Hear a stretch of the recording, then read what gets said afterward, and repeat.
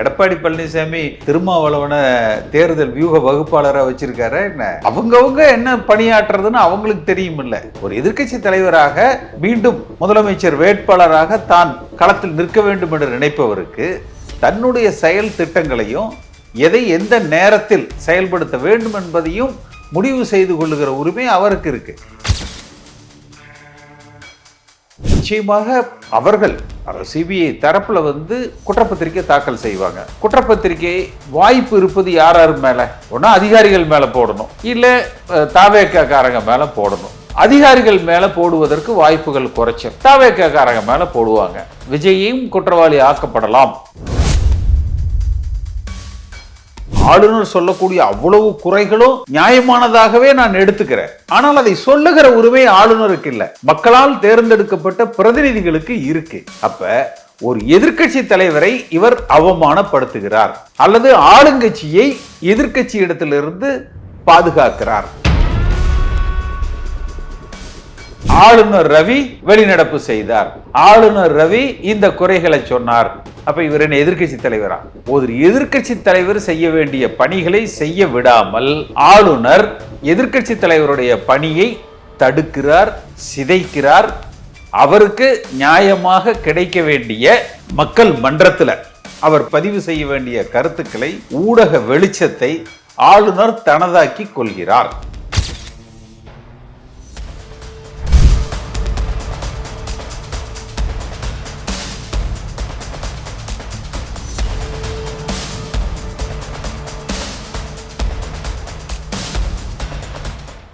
Real one நேயர்களுக்கு வணக்கம். இன்று நம்முடன் இணைகிறார் அதிமுகவின் முன்னாள் எம்பி திரு கேசி பழனிசாமி அவர்கள். வணக்கம் சார். வணக்கம் தம்பி. சட்டமன்றம், திமுக ஆட்சியின் இறுதியான சட்டமன்றம் இன்னைக்கு கூடியிருக்கு. கூட்டத்தொடருக்கு முன்பாகவே அப்பாவு அவர்கள் ஒரு விஷயத்தை பதிவு பண்ணார். ஆளுநர் ரவிக்காகவே அந்த பதிவு இருந்ததாகவே அது தென்பட்டது. அதில் என்ன சொல்லிடுறாங்கன்னா, கடைசி சட்டமன்ற கூட்டத்தொடர் நல்லா முடியணும்னு நாங்கள் எதிர்பார்க்குறோம். ஸோ ஆளுநர் மரபை மீறாமல் விதிக்குட்பட்டு எங்களுக்கு நடத்தி தருமாறு கேட்டுக்கிறோம் அப்படின்ற மாதிரி ஓப்பன் ஸ்டேட்மெண்ட்டே கொடுத்தாரு. 2 தினங்களுக்கு முன்னாடி ஆளுநர் அவர்கள் தமிழ்நாட்டில் கல்வித்தரம் மிகவும் மோசமாக இருக்குன்ற ஒரு பதிவு பண்ணியிருந்தார். அந்த 2 பரபரப்புகளுக்கு மத்தியிலே கூட்டத்தொடர் இன்னைக்கு கூடியிருக்கு. நினைச்ச மாதிரியே சட்டமன்றத்திலிருந்து ஆளுநர் ரவி அவர்கள் வெளியேறி இருக்கார். இந்த நிகழ்வு எப்படி பார்க்குறீங்க சார்? சட்டமன்றத்தினுடைய மாண்பும் அதனுடைய மரபும் ஆளுநர் திரு ரவி அவர்கள் சரியாக புரிந்து கொள்ளவில்லை என்பதாகத்தான் அது தெரியுது. சட்டமன்றத்தில் ஆளுநர் ரவி அவர்கள் கூறுகிற குற்றச்சாட்டு மைக் வேலை செய்யல, மைக் ஆஃப் பண்ணிட்டாங்க, சரி மைக் ஆஃப் பண்ணிட்டாங்க என்பதாகவே வச்சுப்போம். மைக் எல்லாமே பேசலாம், பேசிட்டு அதை ஒரு பதிவு செய்யலாம். பேசுவதற்கு முன்பாகவே மைக் ஆஃப் பண்ணப்பட்டதுன்னு தான் அவர் சொல்கிறார். அதான் சொல்கிறேன், மைக் எனக்கு வேலை செய்யலை, இருந்தாலும் என்னுடைய ஜனநாயக கடமையை, இந்த உரையை படிப்பதை நான் தொடர்ந்து படிக்கிறேன். உறுப்பினர்கள் சரிவர இது கேட்கலைன்னா என் பிரச்சனை இல்லை, மைக் இவங்க ஆஃப் பண்ணதான் பிரச்சனை என்று அவர் தொடர்ந்து அந்த உரையை படித்திருந்தால் அவர் மீது தமிழ்நாட்டு மக்களுக்கு அளப்பரிய மரியாதை ஏற்பட்டிருக்கும். இது ஒன்று. அடுத்து, ஆளுநர் உரை என்பது எந்த விதத்திலும் ஆளுநரை கட்டுப்படுத்தாது. அது ஆளுநர் உரை என்று பெயரே தவிர அது ஒரு சம்பிரதாயம். அந்த உரை என்பது முழுக்க முழுக்க இன்றைய திமுக அரசாங்கத்தால் தயாரிக்கப்பட்டு இந்த திமுக அரசாங்கத்தினுடைய ஒரு கொள்கை விளக்க குறிப்பாக மட்டுமே அது பார்க்கப்படும். அதில் இருக்கிற நிறைகள், குறைகள், தவறுகள், பாராட்டும்படி ஏதேனும் பொருட்கள் இருந்தால் இது எல்லாம் திரு ஸ்டாலின் அவர்களை மட்டுமே, திமுக அரசாங்கத்தை மட்டுமே சாருமே ஒழிய எந்த விதத்திலும் அது ஆளுநரை கட்டுப்படுத்தாது. இதை புரிந்து கொள்ள ஆளுநர் ரவி மறுக்கிறார். அடுத்து, ஆளுநர் உரையில் இந்தந்த விஷயங்கள் விட்டுவிட்டது இல்லை என்று ஆளுநர் மாளிகை ஒரு செய்தி குறிப்பில் தெரிவித்திருக்கிறார். அப்படி சொல்வதற்கு அவர்களுக்கு தார்மீக உரிமை கிடையாது. அந்த குறிப்பில் என்ன இருக்கணும், என்ன இருக்கக்கூடாது என்பதை முடிவு செய்கிற உரிமை ஆளுநருக்கு இல்லை. இப்போ நீங்கள் ஒரு நோட்டரி பப்ளிக் கிட்ட அட்டஸ்டேஷனுக்கு போகிறீங்க, கையெழுத்திட்டவர் இன்னார் என்று அவர் அட்டஸ்டேஷன் பண்ணணும். உள்ள இருக்கிற கண்டென்ட்டுக்கு அவர் பொறுப்பாளி அல்ல. அது மாதிரி தான் ஆளுநர் உரையில ஆளுநருடைய பங்கு. அதே போல இந்த விஷயங்கள் இடம்பெறவில்லை என்பதும் இந்த விஷயங்கள் இடம்பெற வேண்டும் என்பதும் இதில் இருக்கிற இந்தந்த குறிப்புகள் தவறானது என்றும் சொல்லுகிற தார்மீக உரிமை ஆளுநருக்கு இல்லை. அடுத்து தமிழ்நாட்டினுடைய நான் சட்டமன்றத்தில் பணியாற்றி இருக்கிற புரட்சி தலைவர் எம்ஜிஆரோடு பணியாற்றி இருக்கிறேன். அன்றைக்கு கலைஞர் எதிர்க்கட்சி தலைவராக இருந்தார், பேராசிரியர் அன்பழகன் இருந்தார். அன்னைக்கு ஆளுநரை யார் இருந்தாங்க? பல பேர் அதுல இருந்திருக்கிறாங்க.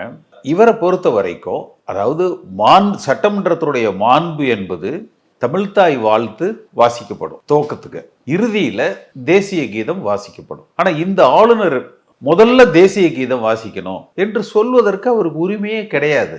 இது தமிழ்நாட்டு மக்கள் தீர்மானிக்கணும். அடுத்து அந்த ஆளுநர் உரையில் இருக்கக்கூடிய குறைகளை சுட்டி காட்டுவதற்கு தமிழ்நாட்டில் எதிர்க்கட்சி தலைவர் இருக்கிறார். அவர் சிறப்பாக செயல்படுவார். பாஜக உள்பட சட்டமன்றத்தில் அவர்களது பிரதிநிதிகள் இருக்கிறாங்க.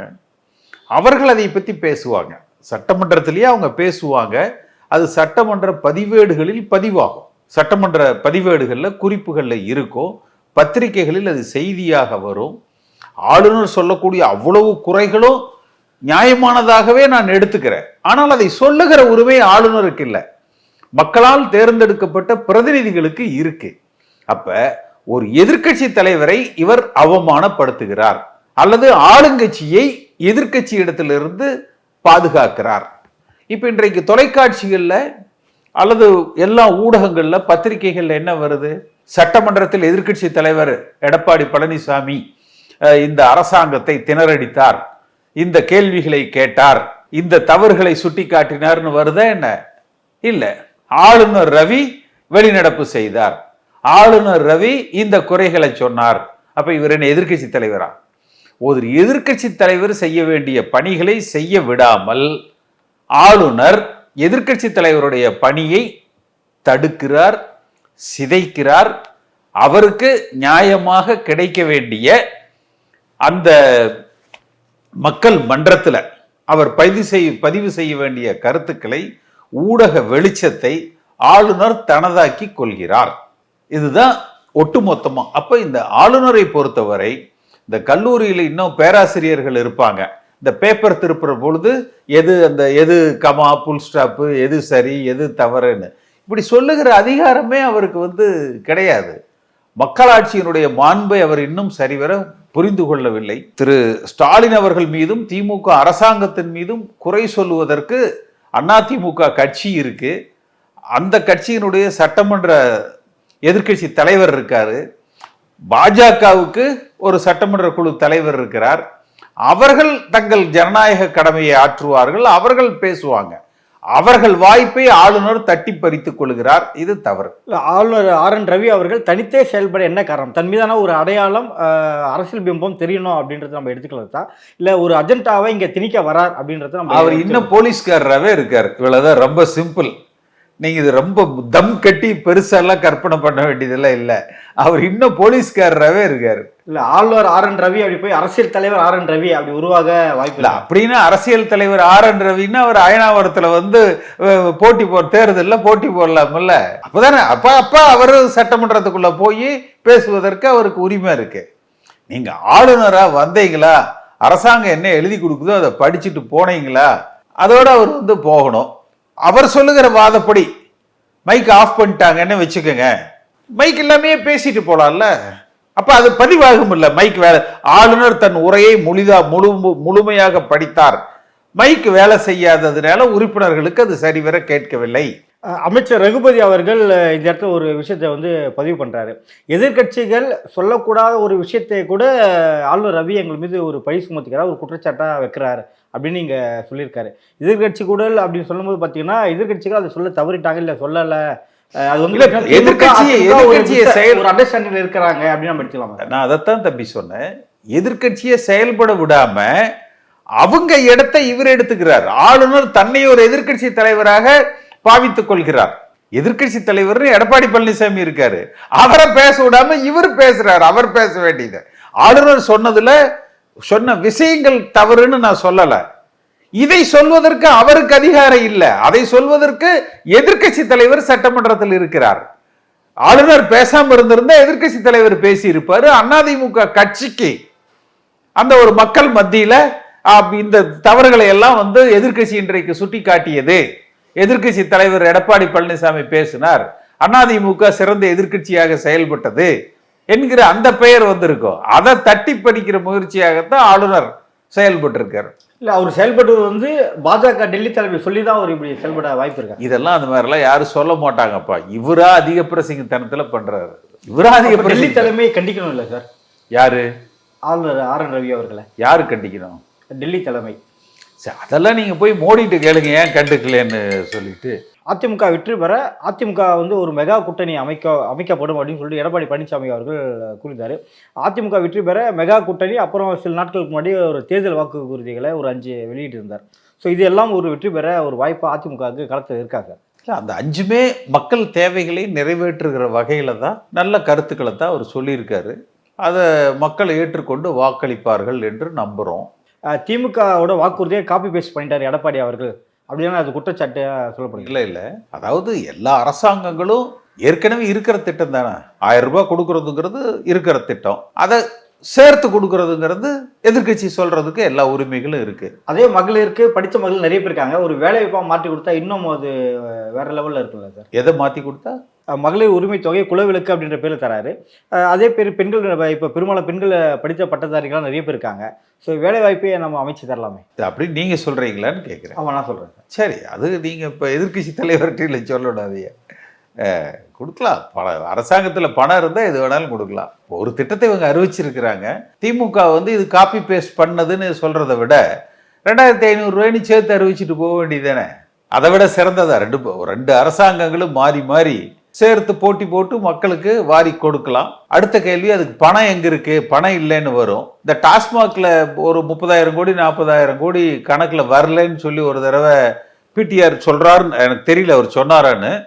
அப்படியெல்லாம் கூட செய்திகள் அடிபட்டது. அதையெல்லாம் உள்ள கஜானால கொண்டு வந்தாங்கன்னா இதை கொடுக்கலாமே. 2500 ரூபா கொடுக்கலாம், 3000 ரூபா கொடுக்கலாம். அப்படி அதனால ஏன் இவங்க வந்து அந்த 2000 அவர் சொல்லிட்டாரு, பரவாயில்ல நீங்க 2500ன்னு சொல்லுங்க, இல்ல 3000ன்னு சொல்லுங்க. இப்ப நீங்க சொன்னீங்களா அது மாதிரி படித்த பெண்களுக்கு மாதம் ஒரு உதவித்தொகைன்னு சொல்லுங்க. இது படித்தவங்க படிக்காதவங்க எல்லாத்துக்கும் தானே வருது. இதுல ஒண்ணு படிச்சவங்களுக்கு இல்லாம போயிருது. வேலை வாய்ப்பு அப்படின்னும் போது இன்னும் சந்தோஷம் சொல்றேன். எல்லா பெண்களுக்கும் தானே வருது, படித்தவர்கள் படிக்காதவர்கள் எல்லாருக்கும் தானே வருது. ஆனால் எடப்பாடி பழனிசாமி அவர்கள் மகளிர் உரிமை தொகை கொடுக்கும்போது விமர்சனம் செஞ்சார், எங்கே பணம் இருக்கு, நிதி நிலைமை எங்கே இருக்கு அப்படின்ட்டு. இப்போ இவரே இங்கே 2000 ரூபாய் அப்படின்னு இன்க்ரீஸ் பண்ணியிருக்காரு. அதான் சொன்னேன்ல, ஒரு வருஷத்துக்கு கிட்டத்தட்ட அவங்களோட பேட்டர்ன். இப்போ அதெல்லாம் கஜானாவை கொண்டு வர வாய்ப்பு எல்லாம் வந்து இப்போ அதுக்கு ஏதோ ஒரு இது. இப்போ இன்னைக்கு மத்திய அரசாங்கத்தில் பாஜகவோட கூட்டணி வச்சிருக்கிறாங்க. மத்திய அரசாங்கம் போதுமான நிதி ஆதாரங்களை தமிழ்நாடு அரசுக்கு கொடுக்கும், கூட்டணியில் இருக்கிற கட்சி ஆட்சி அமைக்கலன்னு நினைக்கிறாங்க. அந்த தைரியத்தில் அவர் அறிவிக்கிறார். அதிமுகலேருந்து வெளியேறியவர்கள்லாம் பார்த்தீங்கன்னா பல பேர் காத்திருந்தாங்க அதிமுகலேருந்து இணைப்புக்கு சாத்தியம் அப்படின்ட்டு. இப்போ இணைப்பு இல்லைன்னதும் திமுகவும் தாவேக்காவும் போயிருக்காங்க. யார் சொன்னாங்க உங்களுக்கு இணைப்பு இல்லைன்னு? இல்லை, எடப்பாடி அவர்கள் மறுப்பு தானே தெரிவிச்சிருக்காரு. இல்லை, இப்போ தினகரன் எல்லாம் கூட்டணியில் இணைஞ்சு தான் பயணிப்புன்னு சொல்கிறாரு. இப்போ இன்னும் ஓபிஎஸ்ஸை தனி கட்சி துவக்கிட்டு வந்தால் அவரையும் கூட்டணியில் சேர்த்து போன்னு சொல்கிறாரு. இன்னும் எல்லோரும் இணைவதற்கான வாய்ப்புகள் பிரகாசமாக இருப்பதாக நான் கருதுகிறேன். ஏன்னா அதிமுக ஒன்றுபட்டால் வெற்றி சுலபமாக இருக்கும். அதை எல்லா அதிமுக தொண்டர்களும் உணர்ந்திருக்கிறாங்க. இப்போ செங்கோட்டையன் டிவிக்கே போனார், அவரும் இதே இணைப்பை வலியுறுத்த போனார். அவருக்கும் இந்த வாய்ப்பு முன்னாடியே கொடுத்துருந்தா அவர் டிவிக்கே போயிருக்க மாட்டார். அவருக்கு என்ன வாய்ப்பு கொடுக்கல? அது இல்லை, அவரு ஒரு கால அவகாசம் வச்சிருந்தாரு சார். இந்த டேட்ல ஒவ்வொருத்தரும் ஒரு காலக்கெடு கொடுக்க முடியாது இல்லை. இப்போ என்ன நீக்கி 8 வருஷம் 9 வருஷம் ஆச்சு. அதனால அதெல்லாம் வந்து ஒன்றும் பிரச்சனையே இல்லை. இப்போ உங்களோட தீர்வு அதிமுகவா இல்லை தாவேக்காவா சார்? உங்களோட முடிவு? செங்கோட்டையன் கதறி கதறி அழுதுட்டு இருக்காரு. தாவேக்கால அவருக்கு நடக்கிற கொடுமைகளை பார்த்து கண்ணீர் சிந்துகிறார் அப்படின்னு ஒன்று போட்டிருப்பாங்க.